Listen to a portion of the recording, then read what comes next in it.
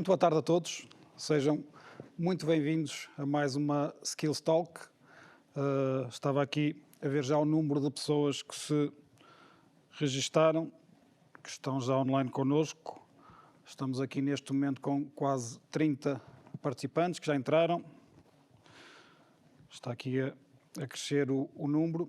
Tínhamos um conjunto de cerca de 170 pessoas inscritas, portanto vamos dar aqui só um delayzinho para as pessoas começarem a entrar no nosso evento, para então arrancar com mais uma edição da nossa Skills Talk, hoje dedicada à temática das vendas. Ok, o número está aqui a crescer. Se calhar vamos então arrancar com mais uma Skills Talks. Chamo-me Nuno Ricardo, sou responsável pela área de formação da ENGE e gostaria de começar por cumprimentar todos os participantes desta talk, hoje dedicada à área das vendas. E neste caso em particular, desenvolvida em parceria com a Minho ESEC, a Escola de Negócios da Universidade do Minho. Obrigado aos participantes, não só por se terem inscrito, mas mais importante, também por efetivamente participarem.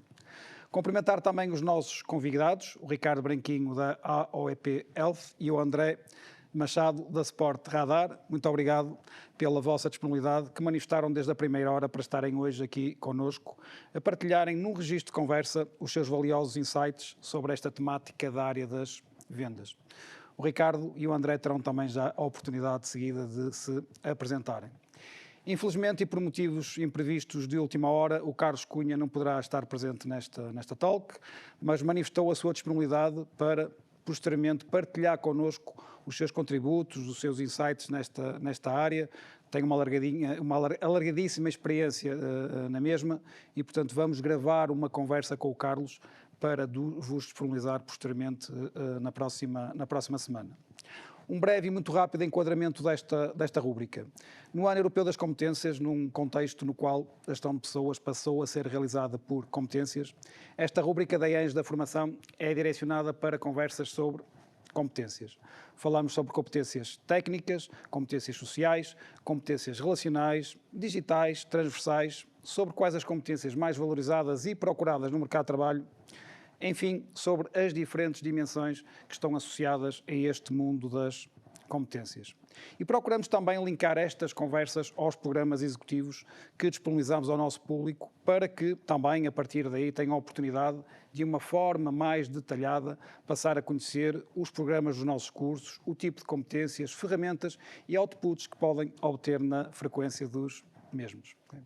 Finalmente, antes de passar à apresentação dos nossos convidados e, como habitualmente, informar que no final da talk reservaremos entre 10 a 15 minutos para responder a perguntas colocadas pelos nossos participantes e, para o efeito, devem, portanto, utilizar o nosso chat.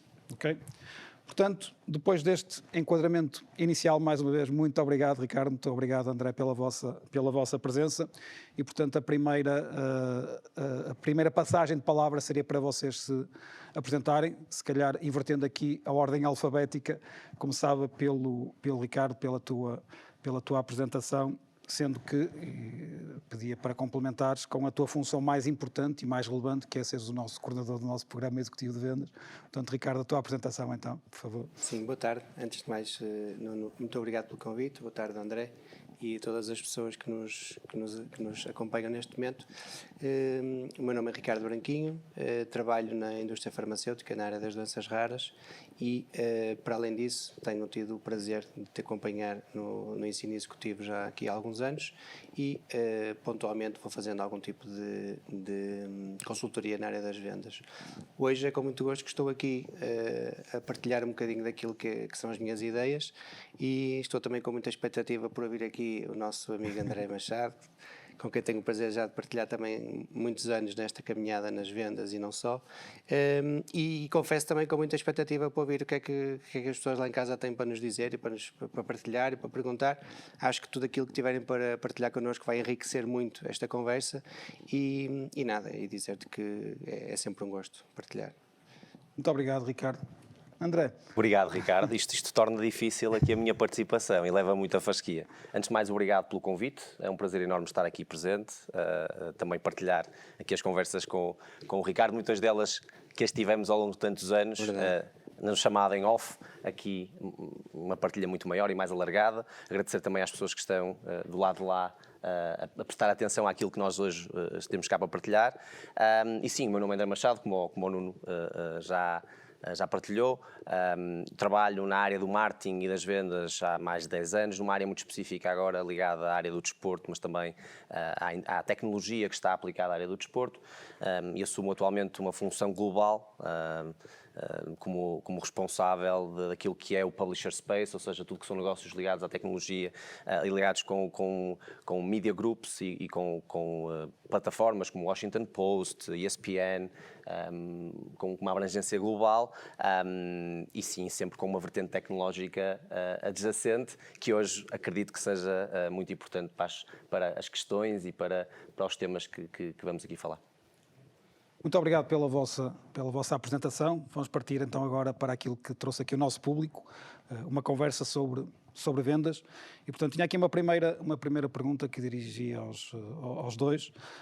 Um breve enquadramento, né? Os últimos anos, como vocês sabem, e tão bem quanto eu, os últimos anos foram agitados. Prevê-se que muitos dos acontecimentos e das tendências que tornaram estes últimos anos tão exigentes continuarão em 2024. Um contexto pós-pandemia, que podemos considerar que ainda estamos num pós-pandemia, a guerra na Ucrânia, escassez de combustíveis, a inflação, ambiente de recessão, portanto, um contexto eu diria, de absoluta incerteza para as empresas, para os negócios. Aliás, a única certeza que hoje em dia nós temos é exatamente a incerteza dos mesmos. E, portanto, como é que as empresas vão corresponder a estas expectativas, por um lado, procura dos consumidores e, por outro lado, também conseguir planear aquilo que são as suas atividades a realizar, adaptando-se rapidamente e de uma forma quase do dia para a noite a estas flutuações do mercado. Portanto, a primeira pergunta para os dois era exatamente isto. Quais é que vocês acham que são as principais preocupações e orientações estratégicas que as empresas devem assumir na área de vendas para fazer face a estes desafios? Vou começar eu. Sabes que agora estava-te a ouvir falar e de repente lembrei-me do Artur Albarrán, quando ele dizia que é o drama, a tragédia, mas de facto, infelizmente é o que vivemos hoje em dia. Nós olhamos para um lado do mundo, guerra a acontecer, olhamos para o outro lado do mundo, instabilidade política nos Estados Unidos, e obviamente que isto vai ter impacto mais tarde ou mais cedo, já está a ter um impacto muito grande. Nós vemos como é que está a economia da zona euro, percebemos que em termos de taxas de juro isto está a afetar muito as pessoas e há uma grande incerteza no futuro, mas no futuro que eu diria no de curto prazo até, as pessoas estão muito preocupadas, isto nota-se muito hoje em dia, mas a vida tem que seguir. E as vendas vão continuar a acontecer, as companhias vão continuar a produzir, seja bens, seja serviços, e nós vamos continuar a comprar. Isto é uma verdade lá para ali, não vale a pena acharmos que as coisas vão mudar. Isto vai mudar ligeiramente, mas no geral eu acho que vai continuar tudo a acontecer. E então perguntas-te muito bem, o que é que as companhias devem fazer? Eu não sei se estão à espera que eu diga uma coisa muito elaborada, mas já sabes como é que eu penso. Eu sou uma pessoa muito de ir ao básico e de ir ao essencial, para mim, na minha opinião. E eu acho que, acima de tudo, as companhias devem estar muito orientadas de dentro para fora. Ou seja, eu, para responder a qualquer contexto adverso que me aconteça perante a minha empresa, eu, antes de mais, tenho que garantir que dentro os meus clientes internos estão preparados para essas alterações e para esses contextos. Portanto, não me adianta eu ter uma estrutura, um plano de ataque, digamos assim, ou de resposta a algo que me aconteça no dia-a-dia, se eu depois, as minhas peças-chave, sejam os meus colaboradores, não estiverem completamente alinhados. E eu partilhava contigo e com o André aqui há uns minutos atrás, uma coisa muito básica na minha vida pessoal. Estou a viver neste momento, ando à procura de um gadget, e sou aquele tipo de consumidor que pensa e volta a pensar e volta a procurar, e constatei ontem isto, portanto, que em duas superfícies comerciais distintas, a mesma loja, com a mesma marca, com a mesma insígnia, com colaboradores diferentes, me dão informações completamente dispares sobre o mesmo produto. Portanto, atenção que o mundo está mal, atenção que as coisas estão mal, mas para vender um gadget que quase que se vende sozinho, ok? Mas que de facto eu precisava ali de uma ou duas âncoras de comunicação para me despertar a minha atenção para a minha compra, para a venda desta loja, a venda não foi efetivada, porque eu fiquei sem perceber, enquanto consumidor, porque é que numa loja me comunicam determinado conjunto de características e benefícios que eu vou usufruir e noutra loja me comunicam uma coisa completamente diferente. Isto leva-me então à eterna pergunta, que é... há ou não há um verdadeiro alinhamento interno? Eu tenho ou não tenho uma estratégia de comunicação interna e tenho ou não tenho as minhas estruturas dotadas de informação que permitam a que qualquer momento, se qualquer pessoa falar com 3 pessoas de 3 departamentos diferentes da minha empresa, eu sei ou não sei o que é que estou aqui a fazer, o que é que eu vendo e para que é que isto serve. E o que é que tu vais ganhar com isso? Eu partilho aqui um exemplo. Temos uma companhia que eu conheço, e é por isso que vou partilhar este exemplo, que me encanta a forma de estar desta companhia, porque é uma companhia de construção. Mando aqui um abraço ao engenheiro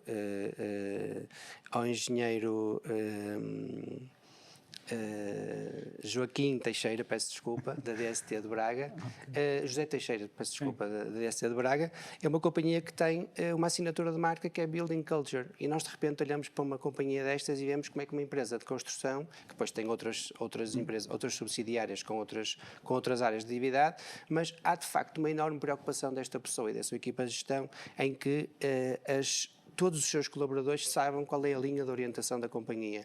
E, quer queiramos, quer não, isto tem obrigatoriamente um impacto direto na performance destas pessoas e na performance da companhia. E esteja eu a construir um hipermercado, um supermercado, ou esteja eu a construir uma casa que o André idealizou e pediu à DST para construir.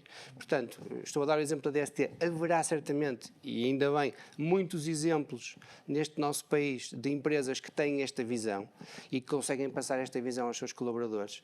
Mas eu, antes de mais nada, era isto que para mim é absolutamente fundamental. É, desde a pessoa que me abre a porta até ao Presidente do Conselho de Administração, falarmos todos a mesma língua. Palavras-chave: alinhamento, capacitação das pessoas, planeamento estratégico naquilo que é aquilo que cada um tem que fazer, quando, como. Sim, e obviamente muita formação, não é? Venda eu, chaves de fendas, medicamentos, publicidade para a internet, casas de apostas, seja o que for, acho que temos de estar dotados de formação para sermos cada vez mais competentes a desempenhar as nossas funções. Obviamente que esta formação deverá estar adequada àquilo que nós estamos a vender, ao produto ou ao serviço que nós estamos a entregar. Ricardo, torna fácil aqui as respostas, não é? Porque os exemplos são muito capazes e muito terrenos. Eu concordo plenamente contigo. Acrescentava só a questão da informação e a velocidade com que a informação deve circular dentro das estruturas, ok? Pegando um bocadinho também naquilo que o Nuno falou, nós tivemos 2 momentos muito impactantes para os mercados. Tivemos um Covid e uma pandemia que teve um impacto muito importante, e logo de seguida, quando houve uma oportunidade das empresas respirarem um bocadinho e se reorganizarem. E não estamos só a falar de empresas multinacionais, estamos a falar também de pequenas e médias empresas, que é o grosso do nosso mercado nacional, e aqui focando muito naquilo que é o mercado português, ou o mercado ibérico, porque às vezes nos esquecemos também e achamos que só esta questão do tecido empresarial é só português. Não. Nós vemos a Espanha e as PIMEs têm exatamente o mesmo peso que as PMEs têm em Portugal. E, portanto, isto não é só um caso português. Tivemos depois esta questão da guerra na Ucrânia e uma questão de uma aceleração daquilo que foram as yields e os juros a nível global. Portanto, enquanto empresa, da forma como eu acho que tem que existir uma reação, primeiro, a rigidez dos meus modelos não pode existir na forma como hoje nós abordamos o mercado, e tocando um bocadinho aqui no exemplo que o Ricardo facultou, tem que existir aqui uma elasticidade muito grande entre os níveis daquilo que é a pirâmide da empresa e também intradepartamental. Estamos a falar, pegando no exemplo que o Ricardo deu, duas lojas mesmo insígnia. Vamos imaginar que é uma loja que é detida pela marca e, portanto, que há aqui um parâmetro e um standard para todos. O impacto que as pessoas causam naquilo que é o mercado é muito importante. E estamos a falar em B2C. Em B2B, muitas vezes, estas complicações são ainda mais graves. Porquê? Porque há um interlocutor que tem uma representatividade em termos de volume de venda muito maior. Okay? Portanto, e o problema é sempre o mesmo. Portanto, eu acrescentaria aquilo que o Ricardo falou, a informação, acrescentaria elasticidade das empresas. É óbvio que se nós pensarmos numa estrutura mais nacional ou ibérica de PMEs, quanto mais pequena é a minha estrutura, mais elástica eu tenho que ser, mas muitas vezes essa elasticidade parte ou vem ou é da responsabilidade do gestor. E quando eu falo aqui o gestor, não é só o diretor-geral, mas também o gestor de vendas. Nós sabemos... As vias intermédias. Exatamente. Muito responsáveis. Nós percebemos e conhecemos que muitas vezes em empresas mais pequenas nós temos mais capacidade de explanar para outras áreas e, portanto, aí fazemos a diferença e claramente que são os recursos humanos que marcam a diferença. Vivemos hoje num mundo muito alavancado pela tecnologia, pelo digital. Hoje em dia o digital é a solução para tudo, não é? E a tecnologia é a solução para tudo. Mas nós esquecemos sempre que quem aplica o digital, quem aplica a tecnologia, quem aplica as estratégias são as pessoas. E, portanto, são as pessoas sempre que vão sempre marcar a diferença. E, portanto, eu considero que para todos estes desafios, esta nossa especialização, sim, em áreas como as vendas, tem que existir especialização.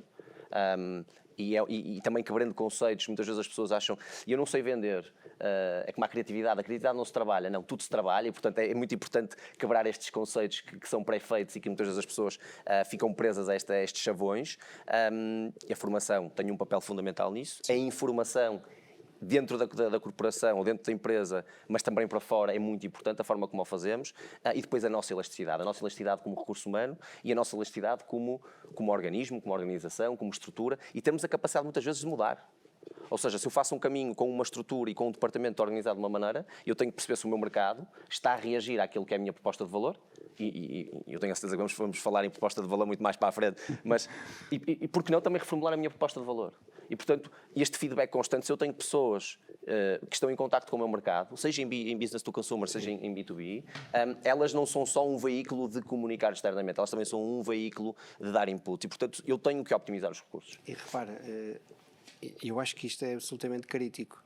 Quando eu digo que acredito que esta performance constrói-se de dentro para fora, é muito assente nisto, que é, tem que haver esta troca de informação constante. Eu agora estava a ouvir o André falar e estava a pensar, se alguém lá em casa nos estiver a ver e for do marketing, das áreas técnicas, do suporte administrativo, devem estar a pensar, mas isto não é só vendas. E tem toda a razão.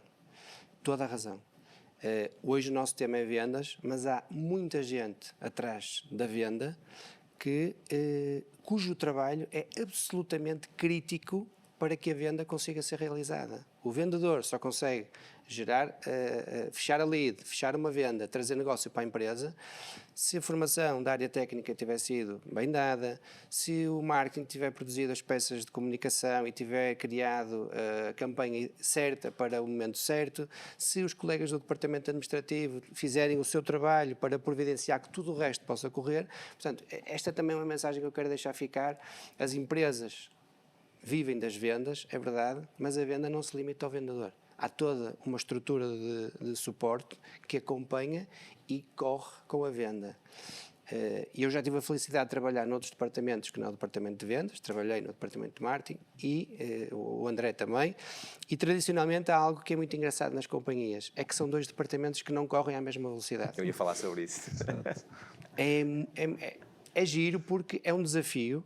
Tradicionalmente, se calhar, se recuarmos aqui uns 20 anos, havia um silo gigante entre o marketing e as vendas e felizmente hoje em dia já tens posições de Sales and Marketing Manager que eu acredito que são elaboradas de propósito para isto, ou seja, tu deves ter na mesma pessoa a capacidade de pensar a velocidades distintas e executar a velocidades distintas, mas com o mesmo propósito, a tal visão, a tal linha de orientação que eu te dizia.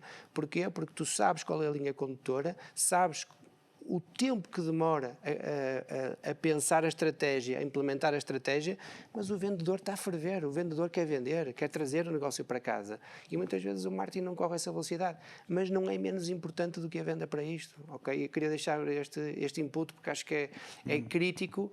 e quanto menor a empresa, como dizia o André, mais crítico, a meu ver, se torna isto, porque tens mesmo que chamar a ti muitas vezes a responsabilidade de fazer mais do Mas que uma tarefa. mais fácil é mudar, a mudança. É mais fácil, é uma empresa mais pequena, é mais permeável à mudança do que uma empresa com uma estrutura muito rígida, uma multinacional.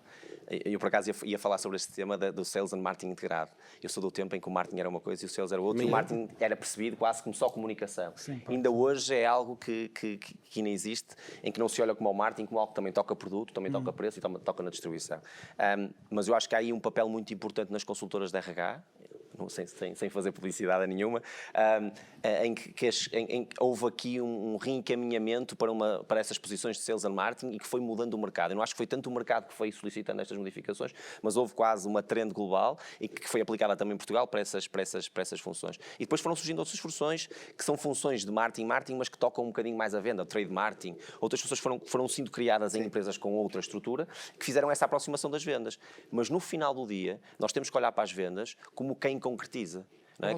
É o output de todo quem este concretiza. Claro. E, portanto, se não há um funil atrás daquilo que está nas vendas, que suporta a venda, seja do suporte técnico, seja o que for, as coisas não acontecem. Sim, Concordo plenamente contigo. eu fiz questão de tocar neste tema porque acho que em algumas organizações, de facto, às vezes é muito ingrato um trabalho de base e de suporte que muitos departamentos fazem e olha-se muito para isto que o André falava agora, que é a venda, a concretização da venda. Mas há muito... O número. Sim, e há muito trabalho de suporte que é feito e que muitas vezes... peço desculpa, isto não devia ter acontecido, que muitas vezes, mas é para verem que isto é mesmo indireto, ok? Foi só por causa disso. Só por causa disso. E, portanto, acho que é totalmente meritório este tipo de trabalho e deveria ter sido focado aqui. Vou-me arriscar aqui a fazer muito breve resumo, porque acompanhar o nível de partilha que vocês têm é realmente um desafio. Muito obrigado por estes contributos fantásticos. Mas esta questão então de um alinhamento interno, quer em termos de comunicação interna, quer em termos de comunicação externa, e deste o exemplo do mau exemplo.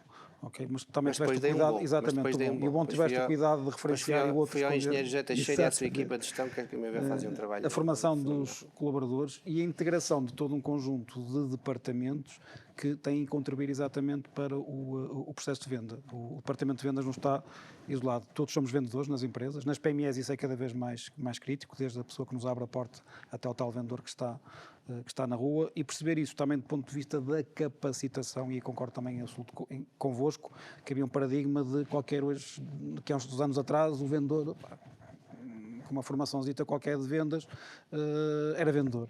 Né? E hoje em dia integra todo um conjunto de componentes técnicas, comportamentais, digitais, que exigem realmente uma permanente capacitação. Posso partilhar um exemplo contigo e com as pessoas acho que me sim, aconteceu a mim há muitos anos. Estamos a falar de 99, 2000, 2001, por aí.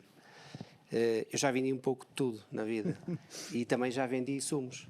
Sumos? Sim, sumos. Okay. Sem fazer publicidade, começava em com, tinha um P e acabava em al. E tenho esta história que partilho muitas vezes sobre o facto de eu me ter atirado para a rua sem me ter preparado. E um dia chego a um estabelecimento, portanto, imberbe, absoluto, ainda hoje sou, imagina, há 20 e tal anos atrás, e com muito peito chego e peço para chamar o patrão, porque tinha ali os meus produtos para vender, e cometi o gigante erro de dizer: podes chamar à vontade porque eu tenho o melhor preço do mercado, ninguém me vai conseguir bater. Só que esqueci-me que havia retalhistas e grossistas que compravam em quantidades e conseguiam fazer preços, não é? E eu porquê? Porque pensei, bem, eu venho representar a marca, sou o maior desta rua e de todas as ruas que esta cidade possa ter. E correu muito mal mesmo. Portanto, a última imagem que tenho é de eu a descer a Santa Catarina, a correr literalmente, porque, não é? Criei uma expectativa numa pessoa que me perguntou se eu estava a brincar com ele, porque disse-me: olha, se calhar vai assim informar antes e depois venho a tentar vender o seu peixe, porque eu deste peixe compro mais barato. E, portanto, isto já lá há muitos anos, mas quero também partilhar aqui um exemplo de facto como às vezes pequenos detalhes de uma boa preparação, uma boa análise do mercado, da concorrência, se conheceres o teu produto, os me toos, ok? Saberes, de facto, quais são as características que te diferenciam dos teus concorrentes, e uma delas que é não menos importante, que é o preço. Aqui não é o preço para o consumidor final, Exato. mas é o preço para esta, na cadeia de valor, para um cliente-chave intermédio, e ele era o meu cliente, não era o consumidor final. O apoio. Falta-te o apoio. Sim. Também. Portanto, não é um trabalho só teu, que nós falávamos há bocado. verdade, é verdade. É um trabalho conjunto e tu és a pessoa que vai, não é? Sem dúvida. Portanto, tu és o mensageiro. Portanto, aqui, um misto de... Sem querer tocar no line manager da altura. Não, é isso, se me é estiver isso, a ver. é isso, é isso. Mas Não, sim. Obviamente, 100% da culpa é minha. Em resumo, é voltar ao básico, percebendo que o mundo está a mudar, Para mim, ter esta sim. capacidade de adaptabilidade e flexibilidade e elasticidade permanente, mas continuando a utilizar aquelas coisas básicas da preparação, da planificação, do alinhamento, que são as regras básicas para uma empresa e os negócios Formação, funcionarem e treino, vender. sim, sem dúvida Percebeu o que é que nós fazemos? Eu quando sempre esta história, é uma história que eu acho deliciosa, que aprendi no banco da faculdade, para te deixar também prosseguir, Nuno, que é um senhor em Famalicão tinha uma fábrica de suspensórios. E o mundo foi mudando e o mercado foi mudando e os suspensórios começaram a cair e ao lado dele abriu um senhor que começou a fazer cintos e ele recusou-se a fazer cintos. Então a fábrica dos cintos foi crescendo e o senhor dos suspensórios foi diminuindo e um dia bateu à porta do dono da fábrica dos cintos e perguntou-lhe: mas como é que o senhor consegue ter tanto sucesso? Como é que o senhor consegue vender? E eu que sempre vendi os suspensórios, os melhores suspensórios do mercado, e agora deixei de vender suspensórios. E o dono da fábrica dos cintos respondeu-lhe claramente e disse-lhe: sabe qual é o seu problema? É que o senhor não vende suspensórios. Não, eu vendo suspensórios. Não, o senhor não vende. E eu também não vendo cintos. Não, o senhor não vende cintos, não. Eu vendo dispositivos para segurar as calças. E essa é que é verdadeiramente aquilo que é o segredo. É olhar para o mercado e perceber como é que a minha oferta vai preencher o mercado. Sem dúvida. Ok, então prosseguindo, mas voltando atrás, é assim um paradoxo, não é? Mas ok, podemos avançar, apesar de estarmos em direito. Há pouco falaste, André, da questão da transformação digital. Mas tiveste cuidado de dizer que transformação digital, não sei se foram bem estas palavras, mas que é mais transformação do que digital. Né? Pouco me adianta ter as melhores tecnologias, pouco me adianta ter aqui um conjunto de gadgets, como o Ricardo gosta de utilizar, e se depois não tenho as minhas pessoas capacitadas e a minha estrutura preparada para. Portanto, temos claramente assistido ultimamente também a uma crescente e impactante implementação e assumir de importância destas questões ligadas ao digital, à inteligência artificial, e a área de vendas nas empresas não é, obviamente, a exceção. Queria partilhar aqui de uma forma muito prática alguns dados com vocês para depois também comentarem. Em 2022, cerca de 43% dos consumidores em Portugal fizeram compras online. Em final de 21, sabia-se que mais ou menos 17% das empresas portuguesas, com mais de 10 trabalhadores, também vendem online, apesar de continuar a ser um número abaixo da média, portanto, europeia, que se cifra nos 22%. E destas empresas, portanto, estes 17%, apenas 16% as vendas online representam cerca de 1% da faturação total. E, portanto, mais uma vez, abaixo da média europeia, que se cifra nos 19%. Portanto, perante estes números, perante esta necessidade também de digitalização dos negócios crescentes, na vossa perspectiva, quais são os desafios que esta quarta revolução industrial coloca às vendas? E se na tua perspectiva, vou direcionar mais para ti que és da área do digital,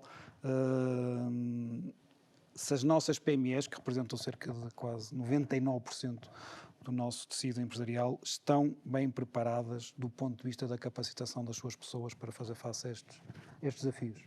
Essa é uma pergunta que merecia quase uma tarde estarmos aqui a falar sobre o digital, porque é uma pergunta tão ampla e que tem tanta coisa por trás e tantos temas que nós conseguimos tocar. Mas eu vou tentar pegar e começar pelo início, é sempre pelo início que devemos começar, que é, nós vulgarmente, e aqui há uns anos atrás, confundíamos digitalização com transformação digital. Okay?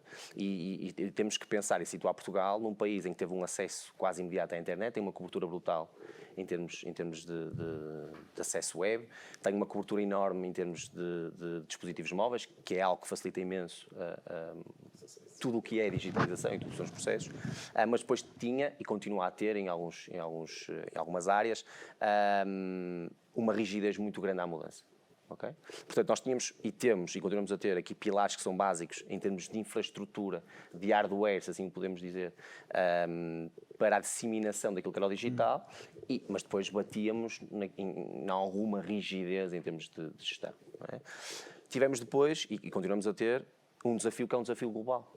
E quando surge a pandemia, eu acho que a grande aceleração daquilo que foi o e-commerce disparou durante a pandemia, não sendo como um add-on, mas sendo a solução. Okay? E houve uma descoberta quase forçada por grande parte das empresas durante a pandemia, porque era a única forma que eles tinham de fazer um mínimo de faturação. Mas atrás de tudo isto há um caminho que poderia e deveria ter sido feito em termos de estruturação das respostas que não foi feito. E aí eu bato sempre a palavra que é digitalização primeiro e transformação digital depois. Ou seja, digitalização, de que forma é que eu posso digitalizar processos que são mantidos e tidos de uma forma super normal. Como é que eu posso fazê-lo? Como é que eu posso trabalhar dados? Como é que eu posso reter dados? Os dados, como é que eu posso... E não vamos entrar aqui na formação de data lakes, e acho que é algo muito específico, mas como é que eu depois posso reverter esses dados a meu favor? Dentro daquilo que é o compliance e o privacy, como é óbvio, não é? Portanto, em termos de investimento financeiro, não é nada além do que uma PME possa investir, mas do ponto de vista da modernização daquilo que são os processos, começa por aqui. Okay? Por exemplo, se eu não tenho uma loja online que tem uma integração quase digital interna com um armazém, por muito pequeno que seja o armazém, se eu ando com papéis para trás e para a frente, se eu não consigo expedir automaticamente uma nota de encomenda para o distribuidor, ou neste caso para o transportador, ou então para quem me vai fornecer, porque eu posso ser só uma plataforma in-between, não é? Eu posso ser um distribuidor, um representante de uma marca e ter uma loja online que está a vender um produto que eu não tenho em armazém. E, portanto, tudo isto, a forma como nós temos que simplificar através do digital os processos e temos que pensar antes de chegarmos ao mercado é muito importante. Se eu vou ser empurrado para isso, como grande parte das empresas foram empurradas no momento da pandemia, as coisas vão ser muito mais difíceis. Okay? Claro. Este é um pressuposto. O segundo pressuposto é a minha transformação digital. E o que é que eu posso, no fundo, pegar na transformação digital e aplicar ao meu negócio? É perceber o que é que eu posso transformar na minha oferta em que tenha uma base, não vou dizer 100% digital, mas que tenha um impacto muito grande no digital, e hoje em dia não há digital sem tecnologia. E aqui, dando só alguns exemplos, existem algumas soluções. Eu não gosto muito de falar de marcas, mas há um CRM que é o CRM, não é? Que é o Salesforce, e nós vemos agora os avanços, por exemplo, que o CRM tem com o Slack e com o Slack GPT e com o Einstein. Portanto, tudo isto trocado em miúdos. De que forma é que eu posso usar um Messenger interno, e em que o Messenger interno tem uma comunicação com um CRM e que depois o CRM consegue fazer quase um profiling muito mais capaz daquilo que é o meu cliente, das necessidades do cliente, como é que eu posso fazer esta interligação também com o meu e-mail. Isto muitas vezes podem parecer coisas simples, mas grande parte das empresas não o utiliza. E grande parte das empresas que têm uma pequena estrutura olha para isto e acha que é algo inatingível, inalcançável, e verdadeiramente não é. É uma questão de nós querermos fazer mais, é óbvio, passarmos algumas dificuldades, porque o digital não é assim tão fácil, e nós vulgarmente olhamos para o digital e temos sempre a tendência para falar nas redes sociais, para falar no advertising, mas o digital é muito mais do que isso. Ou seja, eu dou-vos um exemplo, nós hoje falamos muito de machine learning, marketing automation, inteligência artificial, computer vision. Por exemplo, a Sports Radar, dando um exemplo desta empresa, um dos seus grandes negócios é vender sports data, ou seja, informação desportiva, para casas de apostas, que é algo fundamental, porque as casas de apostas sem informação desportiva não funcionam. Mas para isso, primeiro, há uma negociação a montante com aquilo que são os sports right holders, ou seja, com as ligas, com as federações, com a FIFA, com a NHL, com tudo o que está aqui adjacente. Mas esta captação de informação desportiva requer, ou requeria, até há bem pouco tempo, uma mão de obra muito intensiva. Ou seja, eram precisos os chamados data scouts, estarem a recolher a informação, digitalizar a informação, para que depois a informação entrasse num circuito digital, para que depois fosse vendida, e com tudo que em termos tecnológicos está aqui adjacente, os data APIs, a forma de transformação de informação e de facultação da informação. Hoje em dia, com Computer Vision, nós temos modelos computerizados que imaginemos que está a dar uma transmissão de um jogo de ping-pong, não é, na televisão, o computador automaticamente está a identificar a bola, está a identificar os pontos e está automaticamente a fazer a captação da informação, e eu não preciso de ninguém para estar a fazer esta recolha de informação. Ou seja, o que é que eu tenho aqui claramente? Eu tenho a tecnologia a trabalhar em meu favor, reduzindo-me em grande parte o erro, porque nós sabemos, como é óbvio, nesta coleção de informação, de data, há muita informação que se perde e há muito erro adjacente à informação desportiva, àquilo que nós estamos a reter, e depois, a montante, nós estamos a oferecer ao cliente final um serviço muito mais perfeito e muito mais capaz. Porquê? Porque é um serviço que tem muito menos erro e tem uma velocidade de captação e de transmissão da informação, é uma velocidade que um data scout não consegue fazer. E, portanto, eu aqui olho claramente para isto e digo, a informação, a tecnologia, aporta um valor muito, muito importante na transformação do meu produto. Ou seja, falando em transformação digital, claramente isto aqui é uma aposta de uma multinacional como a Sports Radar, como é óbvio isto não é aplicável às PMEs, mas o exemplo que eu dei, por exemplo, há pouco do Salesforce é um exemplo capaz. Ou então outro, por exemplo, nós sabemos que fazer um catálogo é algo difícil e as empresas, calçado, vestuário, mobiliário, decoração, joalharia, requer o catálogo. O catálogo é algo muito importante. Mas temos, por exemplo, agora um aplicativo do Photoshop, do Adobe Photoshop, mais passa para lá a publicidade, que tem inteligência artificial adjacente e que vou reduzir isto um bocadinho, com meia dúzia de cliques, eu consigo fazer umas mudanças sem ter grande conhecimento de tratamento de imagem. E, portanto, há um investimento em software? Claro que há, mas não seria muito mais dispendioso eu ter um catálogo quase never-ending, com investimento em fotografia, em cenário, mesmo em produto disponibilizado, quando eu tenho quase um custom-made para aquele cliente, porque aquele cliente fez-me um pedido de uma fotografia que eu não tenho. Portanto, quando nós falamos em transformação digital, quando nós falamos em tecnologia adjacente ao digital, de que forma é que ela pode impactar aquilo que é o meu negócio, claramente estes 2 exemplos que eu dei são muito importantes. Porquê? Porque se eu entrar num cliente, no caso da Compal, se nós entrássemos... És tu que estás a dizer, sou eu. Se nós entrássemos... Começa com CO e acaba em AL, peço desculpa. Pode ser continental. Se nós pegássemos nesse exemplo e se existisse uma informação com um perfil bem detalhado, com um conjunto, um histórico... Sim, mas estamos a falar de há 20 e tal anos mas repara que há muitos processos, é óbvio que eu estou a dar este exemplo, mas, continua a existir alguma falta de informação facultada ao vendedor. Nós estamos a falar em vendas e estamos a falar desde a venda de um copo de vidro que tenha um valor marginal mais baixo até uma venda muito mais complexa, não é? E, portanto, se eu for suportado sob um perfil de comprador, eu sei que entrando num determinado cliente, eu já sei o que é que o cliente comprou. Se eu fizer um requerimento fácil ao software, ele vai-me informar do que é que ele comprou, o que é que ele normalmente compra e o que é que pode estar aqui adjacente, porque há um perfil de compra e pode estar aqui adjacente. Claro. E a tecnologia faculta isto. E de uma forma fácil de articulação, ou seja, eu não preciso de ter, de perder meia hora a consultar tudo o que é o histórico, a ler tudo o que é o histórico da ficha de cliente. E, portanto, quando eu olho para a tecnologia, olho verdadeiramente para o aporte que ele pode dar. E pegando em proposta de valor, como falamos há bocado, tudo isto muda a minha proposta de valor. Uma coisa é eu ir a um cliente e dizer, olha, nós temos 100 data scouts a recolher informação destes desportos. Como é que eles fazem? Estão in loco nos eventos, estão a ver a televisão, como é que eles estão a fazer? Outra coisa é dizer, não, nós temos modelos matemáticos, temos os computadores a trabalhar, temos um modelo muito específico, temos uma margem de erro 0,5%, 1%, o que for, estamos aqui a falar hipoteticamente. Portanto, o meu valor, a minha proposta de valor é muito mais capaz e muito mais séria na forma como eu vou entregar ao cliente. E, portanto, eu acredito que seja por aqui. E, mais uma vez, isto pode ser aplicado, again, machine learning é mais aplicado, acho que a quase toda a gente, mesmo a Google ajuda em termos de modelos de advertising, é uma questão de nós compreendermos de que forma é que podemos usar os serviços que estão adjacentes para promover o meu produto. Não queria entrar muito no advertising, não é? Mas sim, é algo que depende da abertura que eu, como gestor, vou ter ao mercado e o que é que eu quero fazer, de que forma é que eu quero aportar valor ao meu produto, à minha equipa, à minha estrutura, à minha marca, à minha empresa e ao meu cliente. Usando a tecnologia ao nosso serviço. Eu depois disto não vou conseguir aportar grande não, valor. Agora tens é contrapor já com outro tipo de competências. Ótimo, excelente. Adorei, até porque é uma área que eu não domino, a área do digital, mas para tentar aportar aqui algum valor a tudo o que já foi dito respondendo à tua pergunta, se calhar dava jeito que as empresas, e algumas empresas, conseguissem fazer uma coisa muito básica, que é, por exemplo, há dias dou por mim a tentar fazer uma compra online, portanto, para aumentar essa taxa dos 42% que tu partilhaste, que fazem compras online, e ao longo do processo de compra surgiu uma dúvida sobre o produto e tinha uma linha de apoio. O que é que eu fiz? Telefonei.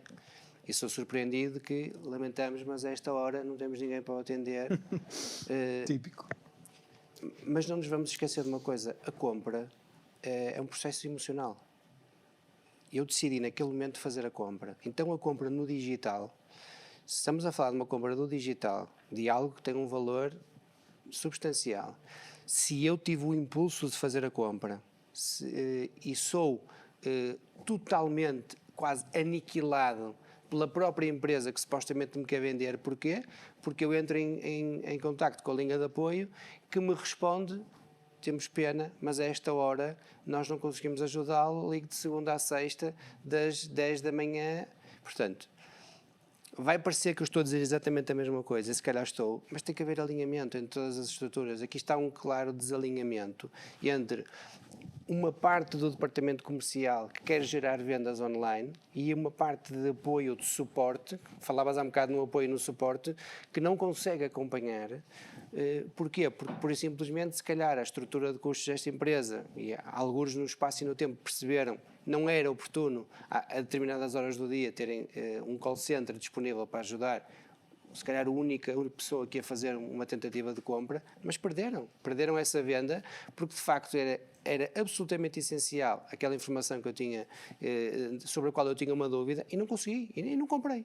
Mas aqui há uma questão importante. Pedir que se fossem agora assim um bocadinho mais... E eu vou ser sucinto aqui. Foi por isso é que eu falei, uma coisa é eu ser enviado para o digital ou para o e-commerce, a dar um exemplo muito claro de e-commerce, porque eu tenho que ir porque os outros estão, ou então porque o contexto me obriga a estar lá. Certo. Ok? E eu não penso os modelos para trás, porque, por exemplo, há uma coisa chamada click to call, e que é uma coisa muito simples, que é, pá, neste momento não está ninguém, mas nós vamos ligar assim que seja possível, ou então ter um bom chatbot de trabalhar. Ou seja, ter um robô que se estiver bem trabalhado, e há empresas especializadas em o fazer, conseguem cobrir uma grande parte do horário que é para as pequenas e médias empresas. E consegue responder a grande consegue parte das responder, se for bem trabalhado, consegue certo, responder. certo. Se não existir aqui uma venda técnica, se for uma coisa standardizada, consegue fazê-lo. Mais uma vez, são meios de suporte para captar a lead e para manter o cliente. Certo. Uma vez mais te digo, depende muito da estratégia que eu monto e da forma como eu vou e o que é que eu vou procurar. Neste momento há tecnologia disponível para todos a preços, vamos dizer, razoáveis. Tem a ver muito com a forma que se eu quero aplicar ou não vou aplicar e de que forma é que eu consigo aportar sem incrementar muito o preço. Certo. Porque depois também é essa questão, porque se eu incrementar muito o preço com um conjunto de soluções, eu deixo de ter competitividade no mercado. E temos sempre que pensar que esta competitividade é global. Porque eu posso até ter uma loja que só entrega em Portugal, mas eu vou ser termo de comparação sempre para alguém que procura um produto similar, mas que só quer comprar na Suíça ou quer comprar na Alemanha. Certo. E, portanto, nós também temos que perceber este impacto. Nós nunca mais vamos ser locais. Okay? Nós podemos ter só uma operação que é local e que trabalha localmente, mas nós vamos, mesmo que eu não venda para outros países, eu vou sempre ser, tendo uma plataforma exposta, vou sempre ser tempo de comparação e, portanto, eu tenho, e quanto mais trabalho com marcas de referência ainda melhor, eu tenho sempre que me preocupar com esta questão. Deixo aqui um exemplo. A Care2Beauty, que é uma empresa cujo fundador é um amigo meu, atingiu a semana passada, vi no LinkedIn, o número 1 milhão de vendas por online. É uma empresa 100% digital. E é um excelente exemplo daquilo que acabas de dizer. Um abraço para o Jorge e para toda a sua equipa. É incrível, porque é uma empresa que começa da cabeça de um aluno de um MBA com um amigo e hoje em dia, a semana passada, é um negócio e é um gigante negócio. Já atingiram o número 1 milhão de produtos vendidos 100% online. Portanto, temos aqui também excelentes exemplos de como é que funcionam e de que forma contribuem para os números que estavas a falar há pouco. Não conheço, mas dedicação... Uma senão vocês não me deixam... E abertura. Total. Vocês começam a falar do digital e dessas que vocês não... E eu é mais para aprender. Dificultar o meu trabalho. Portanto... Há pouco falavas da questão de o digital, ok, mas também voltamos ao básico, que é outro conjunto de competências que são necessárias. E agora aqui um bocadinho em forma provocatória, neste mundo absolutamente digitalizado dos negócios, ainda que também tínhamos a ver que às vezes algumas PMEs foram empurradas e não conseguem aproveitar este elan e estas potencialidades todas que o digital traz. Competências da área de estratégia, competências na área comportamental, a influência, a comunicação, a liderança de equipas presencial, são, na tua perspectiva, face a este contexto, competências que estão a perder importância ou nem por isso? Não, de todo, acho que não perdem importância nenhuma. Acredito é que cada vez mais as companhias vão ter que ter canais comerciais distintos. e vamos ter que ter pessoas altamente competentes para o digital, a utilizar todas estas ferramentas que o André falava e outras mais que entretanto surgirão, capacitadas, habilitadas para perceber de que forma é que podem responder a todas as solicitações e explorá-las, no bom sentido, ao máximo. Mas o perfil de consumidor presencial nunca vai desaparecer. Há pessoas que, por simplesmente, não querem comprar através de um computador e vão à loja, não é? Hoje em dia eu quero comprar um Tesla, vou ao computador, ou posso ir ao Corte Inglês de Gaia, tenho lá um stand da Tesla e posso fazer ali o meu negócio. Se nos focarmos no conjunto de pessoas que ainda prefere o face-to-face, eu acredito que todas essas competências ganham cada vez mais importância, não perdem importância. Agora, tem que haver uma atenção muito grande destas estruturas intermédias, porque são absolutamente críticas nestas companhias. E volto a dizer o que falamos no início, quanto mais pequena é a companhia, mais peso tem cada decisão que essa chefia intermédia assume, porque não é só o chefe de vendas, é o chefe de vendas, é o chefe de marketing, é o chefe dos processos, é o chefe de... Porquê? Porque não, são estruturas pequenas, e então chamas a ti quase uma multidisciplinaridade de tarefas que, se não forem executadas bem e em linha com aquilo que está determinado com a tua administração, vais acabar por não cumprir o teu objetivo máximo, que é a venda. Mas não é uma venda. Nós sabemos que a venda tem que ser uma venda sustentada, não é? O cliente tem que te comprar uma vez, tem que ficar satisfeito com o teu produto ou com o teu serviço e tem que voltar. E hoje em dia, infelizmente, para a grande parte das empresas que temos no tecido empresarial português, não tens assim tantas empresas diferentes. Acabas por ter várias empresas, mas que acabam por produzir mais ou menos a mesma coisa. E, portanto, tens mesmo que te diferenciar onde? É no atendimento que dás, é no serviço que prestas e é na fidelização deste cliente. O cliente fidelizas pelo produto, mas também fidelizas pela tua capacidade de lhe mostrar de que forma é que ele vai ficar bem servido com aquele produto ou serviço, a assistência que lhe dás, o pós-venda, eu acho que é absolutamente crítico e fundamental nos dias que correm. Para quem não quer o digital vai ser sempre, obviamente, importante. Tu internamente tens que estar o mais bem preparado possível. Aquilo que há uns tempos, se calhar, parecia uma utopia ou parecia que não era muito importante, eu acho que é cada vez mais fundamental conheceres bem o teu produto, o teu mercado, o mercado que te rodeia, antecipares ao máximo todas as questões que os teus clientes possam ter e isto já é muito crença pessoal, nunca por nunca vender à custa dos defeitos de um concorrente teu. Vender sempre à custa das tuas virtudes e tentar explorar ao máximo de que forma é que estas virtudes vão colmatar necessidades. Relembro aqui uma coisa muito básica, mas que para as pequenas e médias empresas portuguesas muitas vezes ainda não é assim tão básica. Nós não vendemos características nem vendemos vantagens, nós vendemos benefícios. Okay?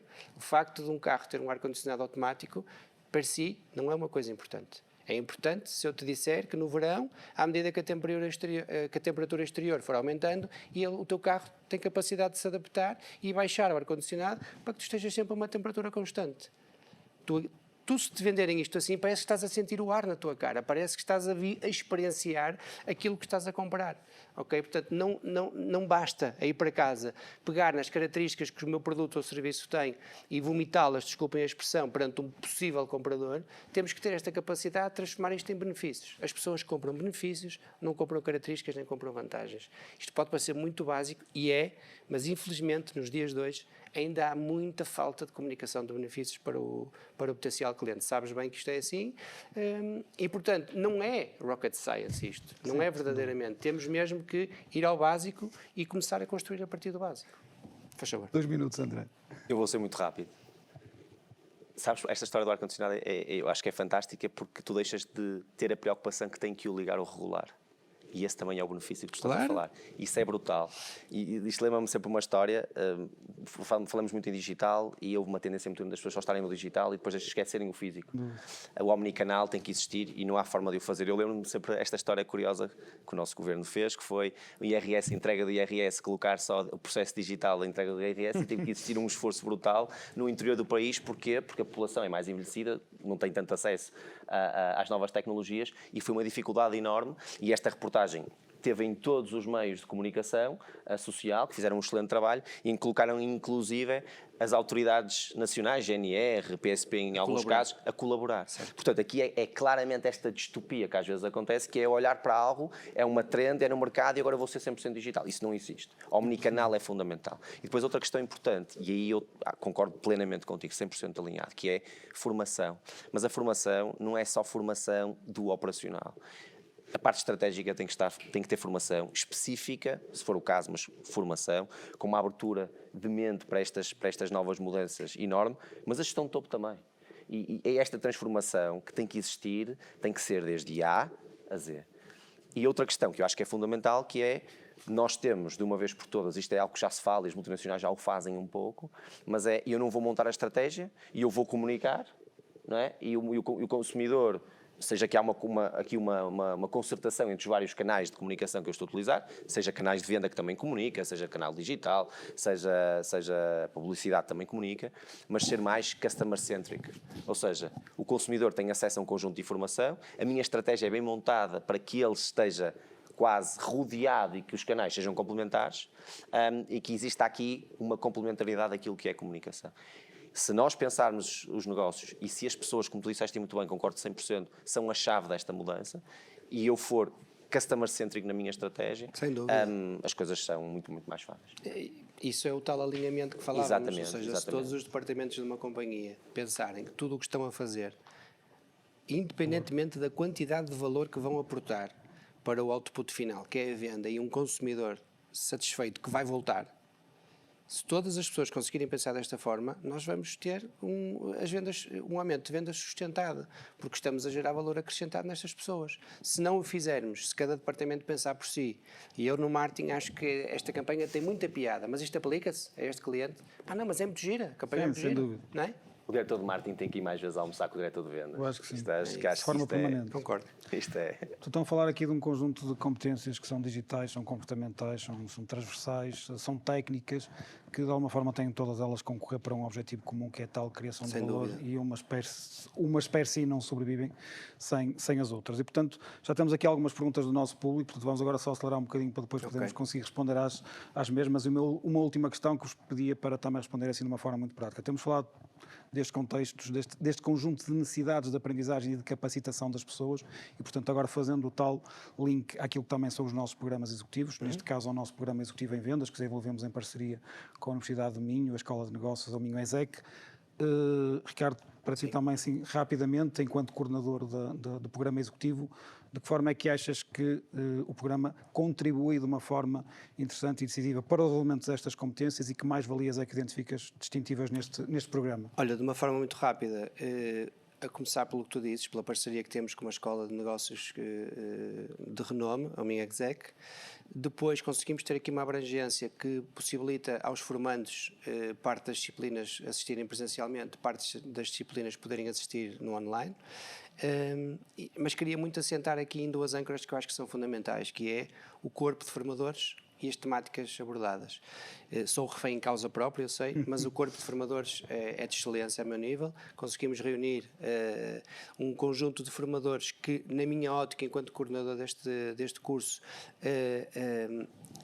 conseguem transpor as ideias, mas para um capítulo muito prático, ou seja, se eu tiver à minha frente alguém que venda tintas ou colas, ou alguém que atenda ao balcão de uma farmácia, ou alguém que seja dono de uma empresa de informática, este corpo de formadores consegue de uma forma muito clara e muito adaptada a cada um transpor as matérias que estamos aqui e as partilhas que estamos aqui a fazer para o seu dia-a-dia. E acho que isto é a verdadeira mais-valia para estes formandos. Portanto, não hesitem, inscrevam-se, vão ter a oportunidade de conviver durante estas semanas com formadores de topo. Para além disso, temos as masterclasses, que, a meu ver, são aquela cereja no topo do bolo. Temos aqui masterclasses completamente diferenciadas e tenho aqui ao meu lado o André, que é uma das pessoas que vai estar numa das masterclasses que a meu ver está totalmente ligada com as necessidades do dia-a-dia, inteligência artificial ligada às vendas e nada, e fica aqui claramente o desafio, inscrevam-se, porque acredito que o valor acrescentado vai ser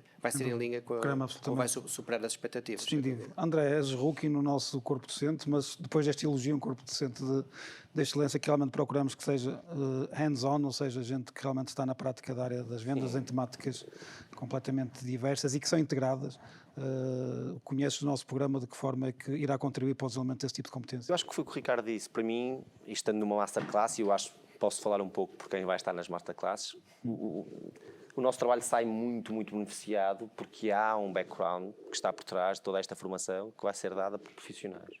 Ou seja, eu acho que há aqui um foco muito grande na experiência do mercado, na experiência profissional. Portanto, é algo muito ligado ao mercado, algo muito ligado à parte operacional, algo muito ligado com exemplos clássicos e exemplos reais, não é? da nossa experiência, da experiência dos docentes. Portanto, eu vou apanhar já uma turma, um conjunto de pessoas que já vêm com esta formação já pré-dada por estes professores, e portanto torna-se muito mais fácil para mim estar a partilhar também algo que eu faço no dia-a-dia, algo que eu lido diariamente, e depois também, e isso é fundamental, as perguntas que vão ser colocadas, porque eu acredito que numa masterclass, é a minha primeira aqui, mas noutros sítios já o fiz, é esta interação, e é na interação que nós vamos conseguir construir o valor que nós queremos para os alunos.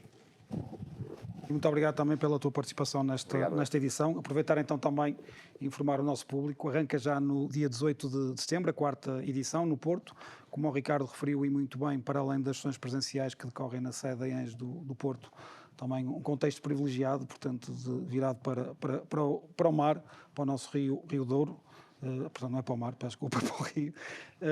E, portanto, formadores de excelência, inscrevam-se. Quem se inscrever, portanto, também informar aqui o nosso público que está inscrito, portanto, nesta nossa talk, que até dia 31 de julho, se inscreverem até dia 31 de julho, portanto, a próxima segunda-feira, beneficiarão do desconto associado ao Anjos, portanto, estamos a falar de um desconto significativo de 290 euros. Portanto, as inscrições estão abertas, já estão aí a passar no chat também o link onde podem obter mais informação sobre este programa executivo, onde podem consultar o programa de forma detalhada, onde podem consultar o corpo docente e, portanto, é um programa que foi desenhado para responder a estes desafios da área das vendas do ponto de vista do desenvolvimento de competências de uma forma transversal, do ponto de vista da estratégia, do ponto de vista da digital, do ponto de vista do comportamento e, portanto, do ponto de vista de um conjunto de competências que permitam efetivamente um alinhamento das PMEs para responder aos desafios das vendas. Portanto, consultem o nosso site. Se tiverem alguma questão, também podem enviar aqui pelo chat, através do nosso e-mail.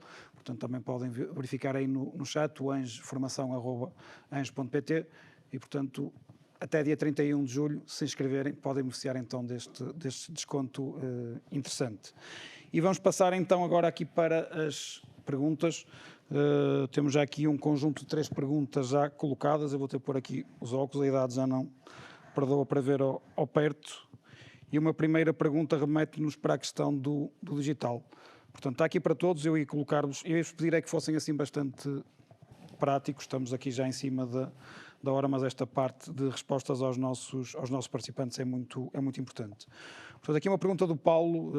Sentem que muitas empresas foram forçadas na pandemia a digitalizar os seus processos, produtos, comunicação, etc., e que agora estão a regredir novamente para a sua zona de conforto, ou foi uma evolução que veio para ficar, e conseguiram tornar, a partir daí, uma vantagem competitiva? Um pouco aquilo que falavas há pouco, ou seja, houve quase que uma obrigação e agora que não são obrigados. Eu acho que aqui a questão da tangibilidade é muito importante, não é? O ser humano foge sempre para a sua zona de conforto, não é? Se eu não acreditar no digital como uma mais-valia e como um add-on ao meu processo tradicional de venda, ou que era o meu processo tradicional, eu vou recuar. Portanto, isso é normal que tenha acontecido em algumas empresas. Noutras empresas eu acho que eles estagnaram o processo e eu foco mais nestas que estagnaram o processo e que veem o digital como algo. Eu vou montar o website, eu vou disponibilizar lá os produtos e volta e meia eu vou recebendo umas encomendas e vou despachando umas encomendas. E é para estes que eu falo, que é não pensem o digital como algo fechado, como algo estanque, como eu fiz referência esta questão da questão que tu colocaste da revolução industrial, da quarta revolução, Quarta, não é? da quarta. Eu acho que a tecnologia desenvolve-se tão rápido, a inovação desenvolve-se tão rápido, que há quase uma permanente busca de nova informação e nova formação e novos processos para optimizar aquilo que eu tenho. E, portanto, adjacente a isso, novos aplicativos para a plataforma de e-commerce, novas formas de geração de leads, o tráfego é fundamental, portanto eu sem tráfego não consigo converter em vendas o que eu tenho disponibilizado no meu website e, portanto, é para esses que eu falo. Acho que sim, acho que algumas das empresas recuaram por serem mais conservadoras, mas o meu alerta é para as empresas que mantiveram e não quiseram evoluir e acham que o digital é algo estanque, olhem para o mercado de uma forma diferente, procurem nova tecnologia, procurem melhorar, procurem aumentar esse canal, que é um canal que lhes permite um alcance que uma estrutura física dificilmente terá. Ok. Também, se calhar, ainda um bocadinho mais dirigida para ti. Como acrescentar valor no Figital? É uma pergunta aqui do Manuel Souza. Do Figital. Figital, exatamente. Certo, mas aqui é o que nós falamos, a questão do omnicanal, não é? Eu acho que são complementares. Okay? Há muitas empresas que o fazem, por exemplo, eu recordo-me há bastante tempo, uma marca espanhola, nós estamos fartos de fazer promoção aqui, uma marca espanhola, uma marca espanhola disponibilizava só determinados artigos num determinado período de tempo, só no digital e só depois é que abria a coleção para a loja física. E, portanto, uma vez mais, nós podemos estar aqui a dar milhares de exemplos. A nossa criatividade enquanto diretor de marketing, diretor de vendas, diretor de produto, é que me vai permitir fazê-lo ou não. Podes-me dizer, mas André, eu preciso ter um volume de visitas significativo para fazer isto. Ou não. Venda, claro. Ou eu posso ter uma boa base de dados de clientes antigos, saber o perfil de compra que eles tiveram até lá e fazer uma promoção. Portanto, uma vez mais, é a nossa criatividade e a nossa capacidade de gerir o que temos, que podemos, aí sim, trabalhar o físico e o digital ao mesmo tempo, mas com estratégias complementares, porque nós sabemos os ganhos que eu tenho no físico e sabemos os ganhos que eu tenho no digital. Portanto, em muitas alturas, faz mais sentido para mim trabalhar mais o digital, porque não tenho que ter stock e, portanto, em produtos que são mais recentes, se eu estiver a estimar, imaginemos, uma venda de grandes unidades ou de grande quantidade, se eu fizer a disponibilização na loja física, tenho muito mais limitações em termos de armazenagem, em termos de colocação e exposição em loja, e eu no digital tenho mais esse jogo, porque tenho o handling desde aquilo que é o armazenista, o produto selado, e eu envio diretamente para o consumidor. E, portanto, há aqui um conjunto de práticas que tem muito a ver com a estratégia. E, uma vez mais, as empresas são organismos vivos. Estratégia, sempre com números, atenção. O slide do economics tem que vir sempre no fim, claro, não é? Monitorização quantitativa. Sempre, mas são as pessoas. E repara uma coisa, é mais caro o esforço que eu faço para adquirir um cliente novo do que para aumentar a rentabilidade do existente. E eu acho que muitas vezes as empresas esquecem-se disso. Andamos muitas vezes, até porque o André dizia muito bem, há o KPI de novos clientes. Quantos novos clientes? É importante, é verdade, mas e o cliente que eu já tenho informação sobre ele, já sei os hábitos de consumo, já sei inclusive qual é o dia e hora da semana que mais vezes vai ao site para visitar as roupas, os telefones, seja o que for, e muitas vezes não trabalhamos esses clientes da melhor forma, ou podemos não estar a otimizar, de acordo com todas estas ferramentas que o André fala, da melhor forma o potencial de compra deste cliente, não é? E andamos muito à procura de novos clientes. E se eu tiver volume no website, só dar um exemplo muito claro, eu tenho heatmaps na minha plataforma, na minha loja de e-commerce, e eu com os heatmaps consigo perceber quais são os produtos que são mais procurados. Exato. Isto pode e deve causar uma influência muito grande naquilo que é a loja física, por exemplo. Ou seja, se eu souber de uma forma clara e específica quais são os produtos que têm maior procura ou maior interação, como é óbvio, eu vou fazer um layout de loja completamente diferente. Portanto, o Figital faz todo o sentido, é só uma forma de eu optimizar isto e usar todo o meu racional, no fundo, para vender melhor e que o cliente se mantenha, não é? Sim.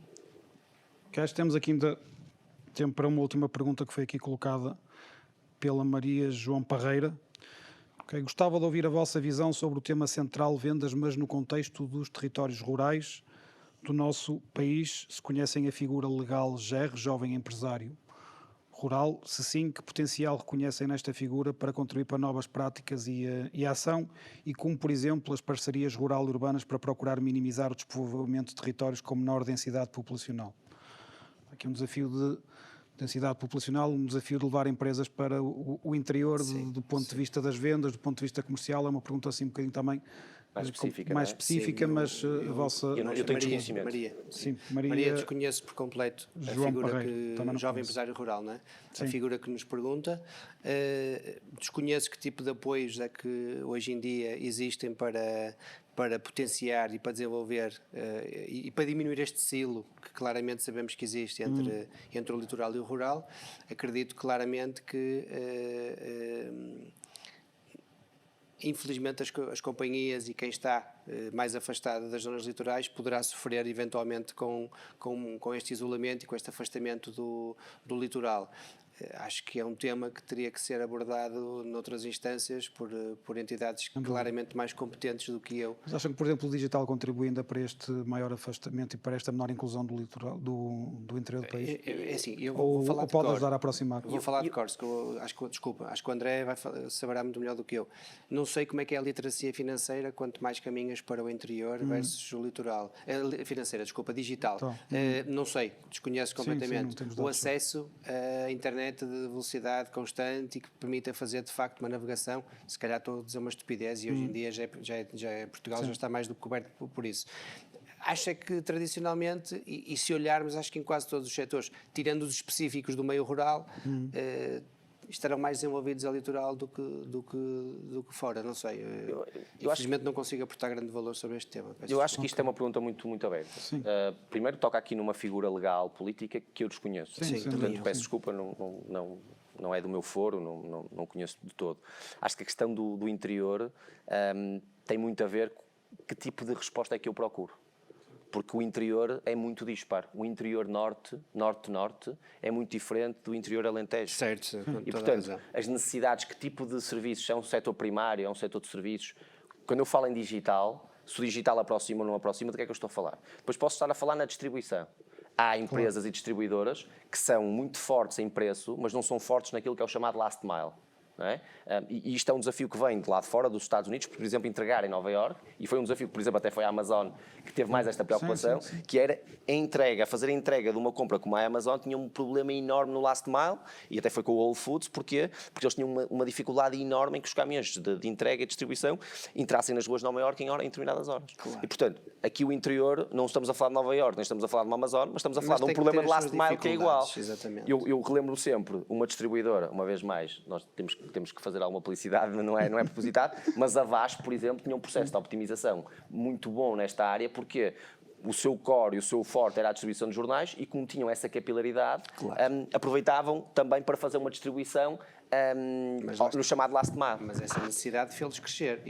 Mas esta é que é a questão. Portanto, pegando aqui na questão da Maria, depende muito de qual é o desafio. Se o desafio é a disponibilização e do acesso à internet, e eu posso, por exemplo, enquanto empresa, ter uma dinamização mais, por exemplo, nos órgãos locais, não sei que tipo de serviço é que oferece, não é? Depende muito também do serviço que oferece. Claro. E, por exemplo, fazer não vou dizer uma promoção, mas usar esses canais para oferecer os meus serviços, sendo eles quais forem, se for um serviço de maior necessidade ou de menor necessidade, depende aqui do relevo, e fazer aqui uma ação mais local, depois ser apoiado com uma distribuição dessa forma, que se calhar pode até não ser a mais barata, mas é a mais eficaz. Portanto, depende muito daquilo que eu procuro quando falo em interior, quando falo em digital e quando falo de que forma é que eu aporto valor.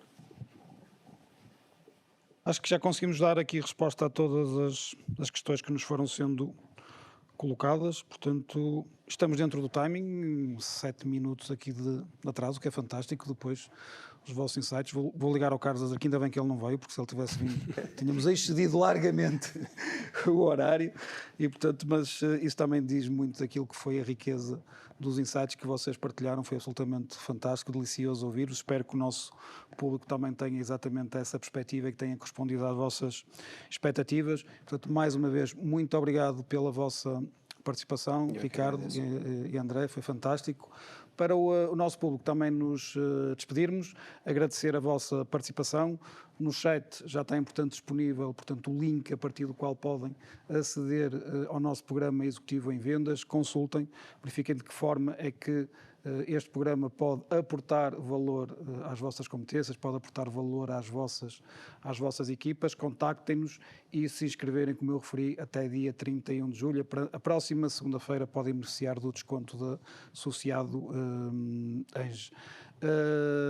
Até uma próxima, muito obrigado pela vossa participação. Estamos já a preparar também a próxima Skills Talks, portanto vai ser dedicada também à área da liderança à distância, no teletrabalho. Irá ficar agendada para dia 31 de agosto, nessa altura iremos rever-nos. Da minha parte, agradecer mais uma vez a vossa participação. E não se esqueçam, apostem na vossa formação, na vossa capacitação, no reforço das competências das vossas equipas, porque não há melhor investimento que aquele que é realizado em nós mesmos, está bem? Muito obrigado, fiquem bem e para o caso de quem for de férias, muito boas férias para vocês e até uma próxima. Obrigado. Obrigado. Obrigado.